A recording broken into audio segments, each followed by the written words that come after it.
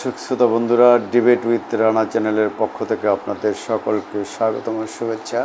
বন্ধুরা, ঢাকা সহ 4টি শহরে 11 এপ্রিল হবে স্বাধীনতা কনসার্ট। সবার আগে বাংলাদেশ ফাউন্ডেশন এই কনসার্টের আয়োজন করবে। আসলে এই কনসার্টের এই সবার আগে বাংলাদেশ এই ফাউন্ডেশনের সভাপতি হলেন বিএনপির যুগ্ম সম্পাদক সাবেক এমপি শহীদুদ্দিন চৌধুরী। তিনি দলটির ভারপ্রাপ্ত চেয়ারম্যান তারেক রহমানের পৃষ্ঠপোষকতায় এই কনসার্টের আয়োজন করেছেন। এর উদ্দেশ্য হলো পাকিস্তান, ভারত সহ বিদেশি যে সাংস্কৃতিক আগ্রাসন বাংলাদেশে চলছে এর মোকাবিলায় দেশি সংস্কৃতি তুলে ধরার জন্য। আসলে দেশি সংস্কৃতি যত বেশি তুলে ধরা যাবে, সবার কাছে পৌঁছে দেওয়া যাবে, ততই বিদেশি সংস্কৃতি রুখে যাবে। বাংলাদেশে কিন্তু এতকাল ভারতীয় সংস্কৃতির আধিপত্য চলছে, এখন পাকিস্তানি সংস্কৃতির আধিপত্যের ভারতকে ছাড়িয়ে যাওয়ার একটা প্রবণতা লক্ষ্য করা যাচ্ছে। এই সময়ে, দেশের এই গুরুত্বপূর্ণ সময়ে এই যে স্বাধীনতা কনসার্ট খুবই গুরুত্বপূর্ণ একটি উদ্যোগ, এবং শুধু সাংস্কৃতিক অঙ্গন নয়, বাংলাদেশের সকল অঙ্গনে দেশীয় সংস্কৃতি তুলে ধরার একটা চেষ্টা। এটা আসলে খুবই ইতিবাচক উদ্যোগ। আমরা দেখতে পাচ্ছি যে রাজধানী সহ 4টি শহরে 11 এপ্রিল এই কনসার্ট, স্বাধীনতা কনসার্ট নামে এই কনসার্টটার আয়োজক হলো সবার আগে বাংলাদেশ ফাউন্ডেশন। এটি বিএনপির একটি উদ্যোগ। সবার আগে বাংলাদেশ ফাউন্ডেশনের ব্যানারে ঢাকা, চট্টগ্রাম, খুলনা, বগুড়া শহরে একযোগে এই কনসার্ট হবে। 11 এপ্রিল বেলা 3টা থেকে কনসার্ট শুরু হবে, চলবে রাত 11টা পর্যন্ত। এর আগে ঢাকার মানিক মেহগনিতে বিএনপির উদ্যোগে কনসার্ট হয়েছিল, আরও কিছু জায়গায় কনসার্ট হয়েছে। আমি মনে করি শুধু 4টি জেলায় না, ক্রমান্বয়ে বিএনপির উদ্যোগে সারা দেশে জেলা উপজেলা পর্যায় পর্যন্ত স্বাধীনতা কনসার্ট হওয়া উচিত, এবং এই কনসার্টগুলির মাধ্যমেই বিশেষত ভারতীয় এবং পাকিস্তানি সাংস্কৃতিক যে আগ্রাসন সেটা মোকাবেলা করা সম্ভব দেশীয় সংস্কৃতিকে তুলে ধরার মাধ্যমে। দেশীয় গান সহ যা যা কিছু আছে।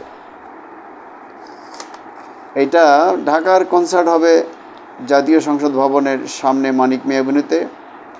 এটা দ্বিতীয় কনসার্ট হবে। এর আগে এখানে হয়েছিল। কনসার্টে অংশ নেবেন জেমস, প্রীতম, মিলা, জেফার, পড়শি, হায়দার হোসেন, অনিমেষ রায়, আবরাল, শাইর, মাহতিম, সাকিব, ফেরদৌস ওয়াহিদ, সেলিম চৌধুরী, আলিয়া বেগম, মেপ্তা জামান সহ জনপ্রিয় শিল্পীরা। এছাড়া কনসার্টে থাকছে শিরোনামহীন, ফিডব্যাক, আগুন,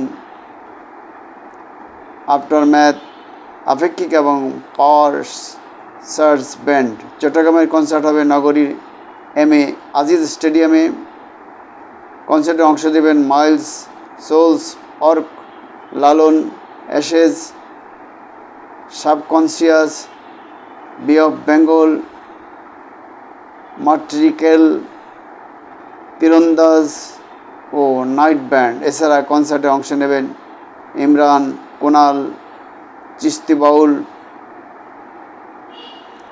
তাসনিম, অনিকা, সালমা, রায়হান, শুভ্র, মৌসুমী, ইথুন বাবু ও ঋতুরাজ। এদিকে বগুড়ার কনসার্টে অংশ নেবে আর্টসেল, অ্যাবেজড, রাফা,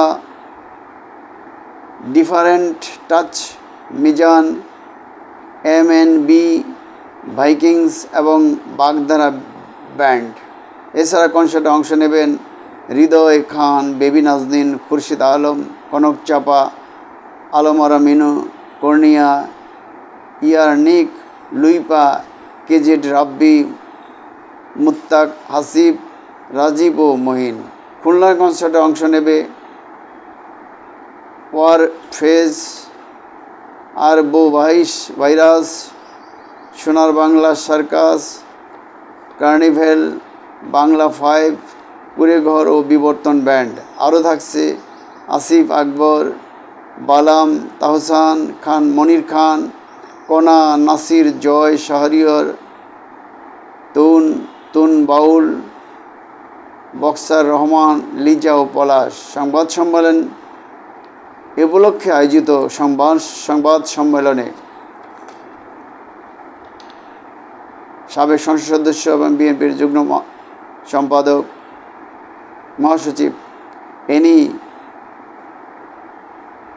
এবং বাংলাদেশ ফাউন্ডেশনের সভাপতি বলেন, তারা বাংলাদেশের গান, বাংলাদেশের কৃষ্টি ও নিজস্ব সংস্কৃতি ধরে রাখার তাগিদে এই আয়োজন করছেন। তারা নতুন প্রজন্মের কাছে বাংলাদেশের নিজস্ব সংস্কৃতি তুলে ধরতে চান। বাংলাদেশের সংস্কৃতির উপর যে একটি আগ্রাসন তা তারা বারবার মোকাবেলা করছেন এবং এটা আমি আবারও বলছি যে এই উদ্যোগ খুবই ভালো উদ্যোগ। বড় বড় শহরগুলিতে নয়, রাজধানী সহ সারা দেশের এই সাংস্কৃতিক যে আগ্রাসন রয়েছে বিদেশি, সেটা মোকাবেলায় দেশীয় সংস্কৃতিকে তুলে ধরার উদ্যোগ অত্যন্ত ইতিবাচক এবং এই ধারা অব্যাহত থাকবে বলে আমরা মনে করি। খোদা হাফেজ। বাংলাদেশ জিন্দাবাদ।